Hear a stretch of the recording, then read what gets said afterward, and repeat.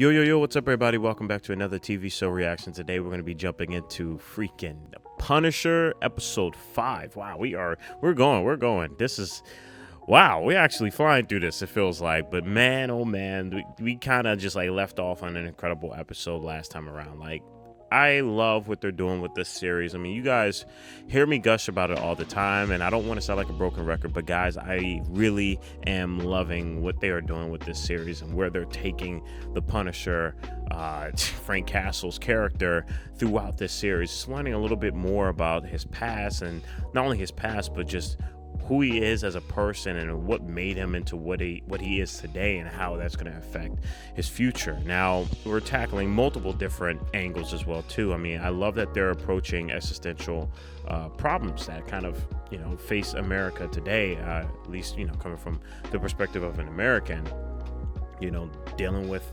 what do we do like with veterans who come back from the war, and how it affects them, not just obviously on the financial level of no one looking out for them, but obviously the mental aspect with PTSD and so forth. And that doesn't just disappear. That stuff doesn't disappear. I mean, we see with Frank Castle's mentality, but we also see with that one kid that we were focusing on. I keep forgetting his name, so apologies on that. But we're seeing the in and outs of this character who is dealing with a lot of mental instability because of what he's gone through, and how this routine isn't really coping with him. And I'm just afraid that something is going to explode if not looked at soon, because the manipulation of just his environment now, it's kind of like metamorphosizing within this character in a dangerous way. And I love that they are really tackling this perspective, but it's not too like in your face. It's still kind of coexisting with Frank Castle's storyline as well, so which something I really loved about this series as well. I love how they're tackling multiple different angles, but doing so in a way where it doesn't overpower Frank Castle's story.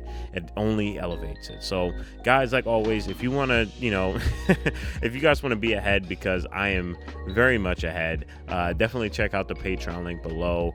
We have an awesome community there. Everybody's super excited for what I'm going to be watching next, and you guys have a better say on what I should watch next if you guys join the Patreon. So I want to give everybody a chance, but for those who are Patreon members, because you guys are literally like giving me like an actual donation, you guys are just more acceptable in picking and choosing what it is that you want to react to, or what you want me to react to. And I'm just thankful for that. That's my thanks to you guys. And like, just the way this channel is growing, it's just incredible, and I'm very grateful to have you guys with me in this community. So without further ado, guys, let's hop right into episode 5 of The Punisher.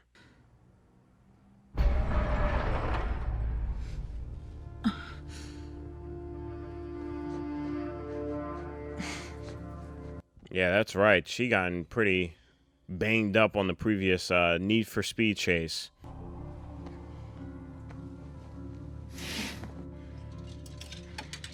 Still going to work, though. That's dedication. Agent Orange knows that. Well, maybe you should have stuck to the plan. Right?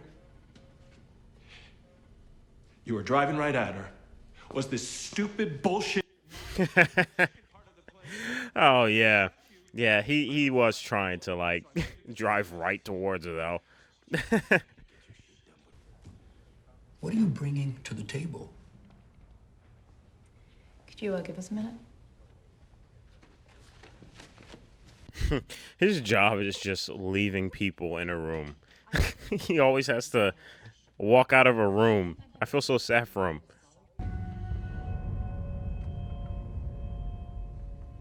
Oh, man. Yeah, that's the one thing. Frank Castle let her live, and not only that, but showed his face. Whether that was a smart move or not, I guess we'll find out. But wasn't too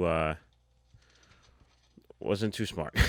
I was there, remember? Someone from your unit risked their lives filming this, Frank. Somebody knew that this was wrong and they wanted to do something about it. Yeah, that's very true. That's very true. I don't know why they didn't click there, but yeah, someone recorded that, because at first, you would think that it would be Frank, but he's the one that pulled the trigger. Gunnar Henderson, he's wearing the camera. Yeah, okay, so it was probably the guy who, we were introduced to in the last episode where he was kind of like iffy about this. They deserve it, not because they earned it as individuals. Wow, love this But because tracking we've earned shot. it as a nation. And then revealing him with the scar that Frank gave him. But I love that it started off with us behind his back. My name is William Rollins. Welcome to the CIA. Oh boy. Oh boy. Man, that was some powerful profile shots.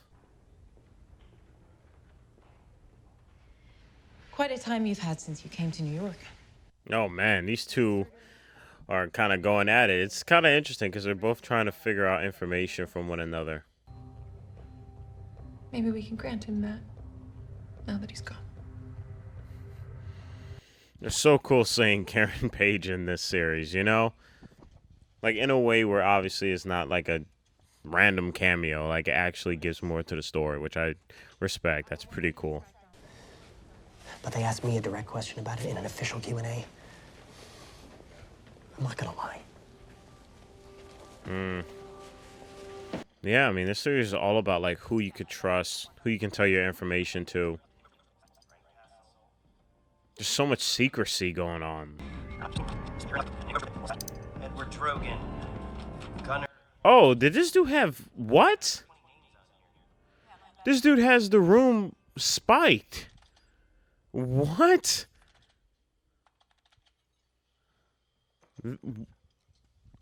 I mean, he is the CIA, but damn. It's huge. It takes up half the wall. It's pretty good, too. Every time Frank would go into these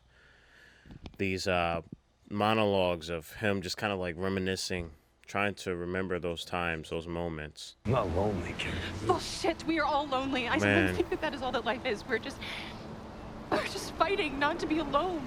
Yeah, I think the one person that really does get him is Karen.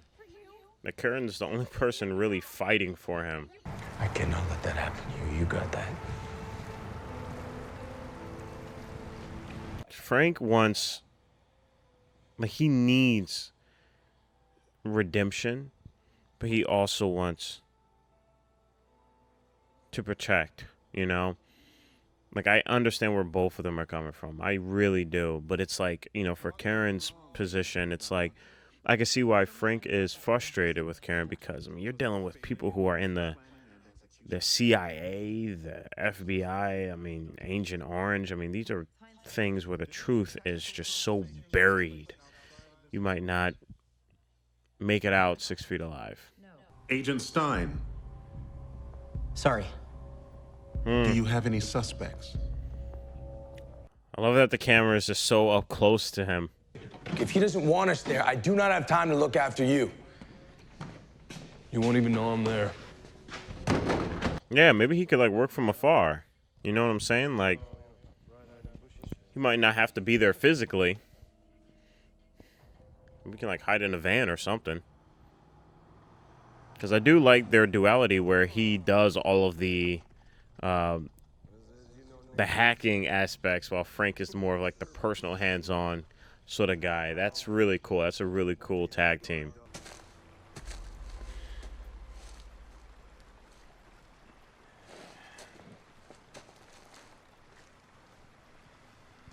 Man, that place is definitely rigged up. I mean, he's about to meet one of his buddies, so it ain't gonna be a walk in the park, that's for sure.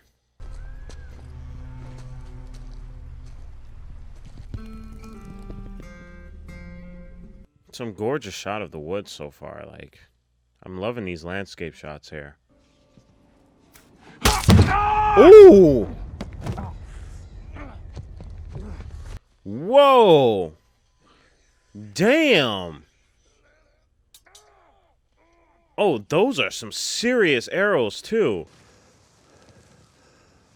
Sorry I shot you. Oh, shit. Yeah. Yeah, brother, me too. Yeah, I was about to say, I was like, dang, yo, he really got him with that. Those arrows don't look like they play, too. Let's go. Oh, whoa. Wow, they sent like a whole task force after this guy. Oh, this is not good.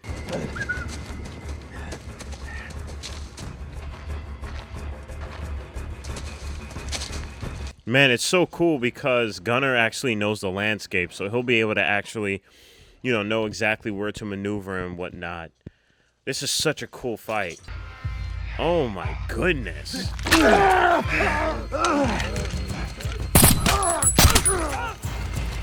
Oh, that is, yo, this fight is just so awesome. Talked about the technicalities of this fight.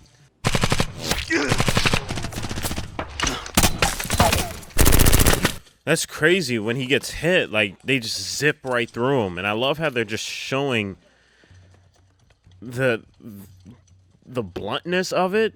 I don't think that's really showcased a lot in films. Usually when they get hit by a bullet, it's like super dramatic. But here, it's like your body just jolts, because I think that's literally what would happen. You know, your adrenaline is already high. You wouldn't really feel it until obviously you start losing blood. So you just got to keep moving if it's just a clean cut. Closest two are behind you at your 5 and 7. Love it. Micro is in the skies. I love this duality. It's so good.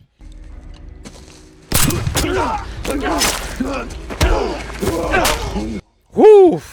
That is brutal. Oh my goodness.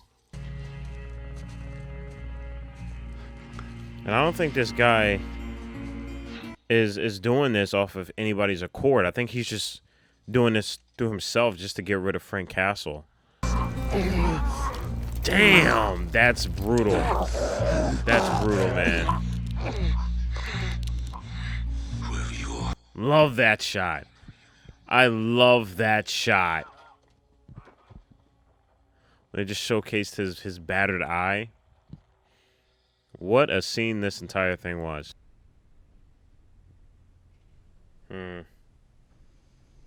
How long are we gonna wait?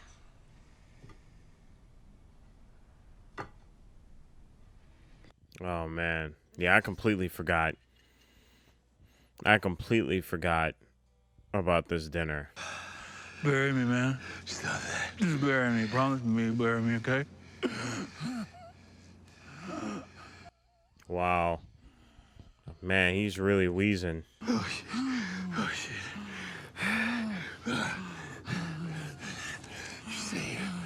Man, this scene is just... It's dangerously real. Man, out of all the times I've seen Frank Castle beaten up, tortured, mutilated,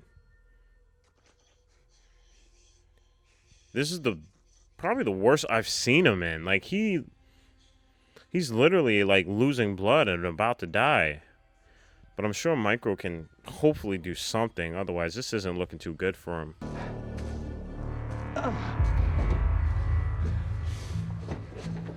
Wow, he actually got him back all the way to the van. That's extremely commendable. I will say that.